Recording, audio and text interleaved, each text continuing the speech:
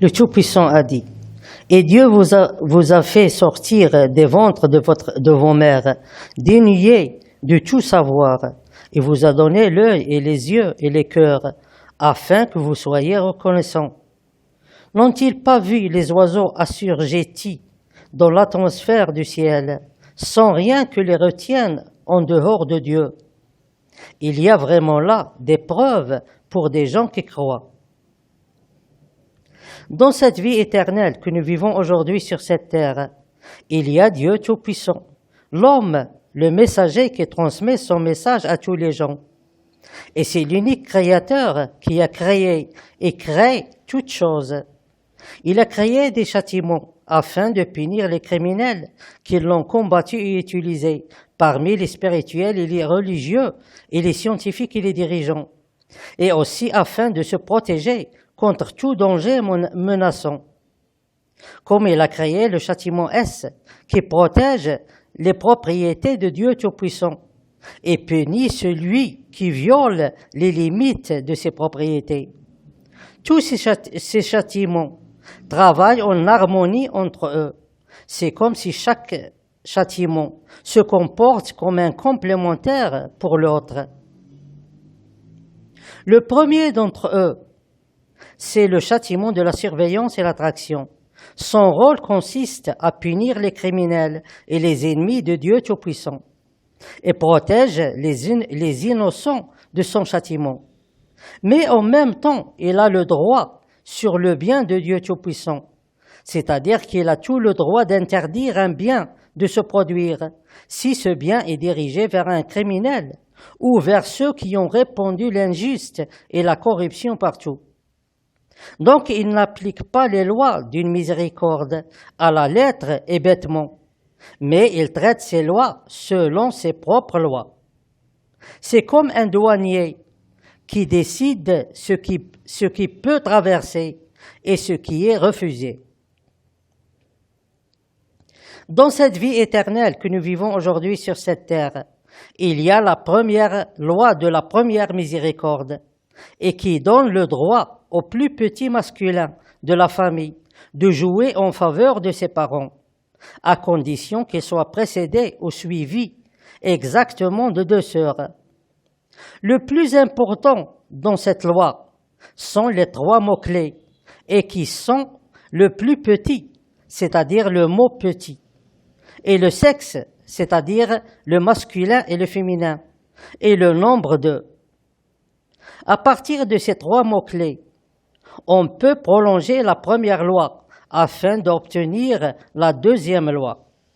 En effet, le petit concerne la vie éternelle, car Dieu Tout-Puissant a calculé les âges éternels en utilisant les 10 chiffres, comme il a précisé que la période de la naissance commence à l'âge 0 et termine à l'âge 10. Ce qui signifie que chaque enfant masculin dont l'âge est inférieur à l'âge 10 joue en faveur de ses parents en ce qui concerne la vie éternelle. C'est-à-dire que chaque couple de parents qui ont un enfant masculin âgé de moins de 10 ans gagne le premier cycle de la vie éternelle. Tandis que le sexe affirme qu'il n'y a aucune différence entre un enfant masculin et un enfant féminin. C'est-à-dire que tout ce qui a été dit pour l'enfant masculin est valable aussi pour l'enfant féminin. Alors que le nombre 2, il multiplie la période de l'enfance par 2.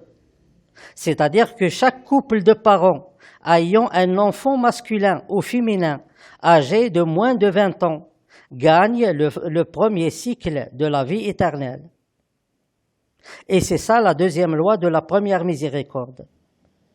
Mais puisque Dieu Tout-Puissant a déjà annoncé dans son message que les enfants ne sont pas des anges descendus du ciel, et puisqu'il n'aime pas les lois qui compliquent les choses et causent des problèmes, Dieu Tout-Puissant annonce la troisième loi de la première miséricorde, à travers laquelle il donne le premier cycle de la vie éternelle à chaque couple âgé de plus de 70 ans.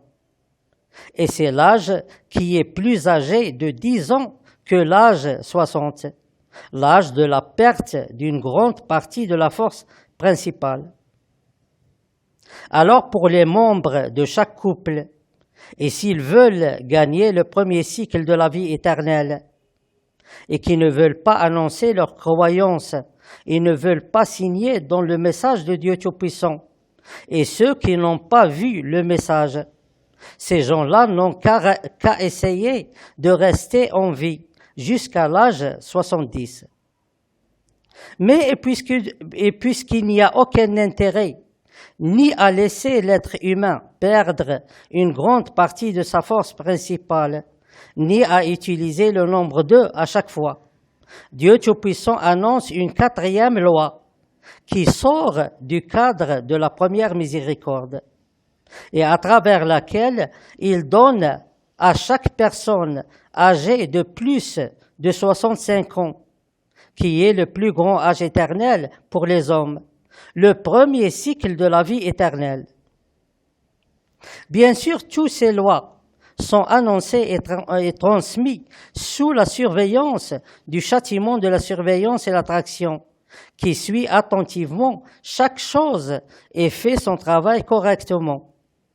Alors il n'y a aucune place pour l'erreur et aucune chance pour les criminels d'échapper à la punition et aucune chance pour les hypocrites qui insistent et se moquent du message de recevoir un bien de Dieu Tout-Puissant.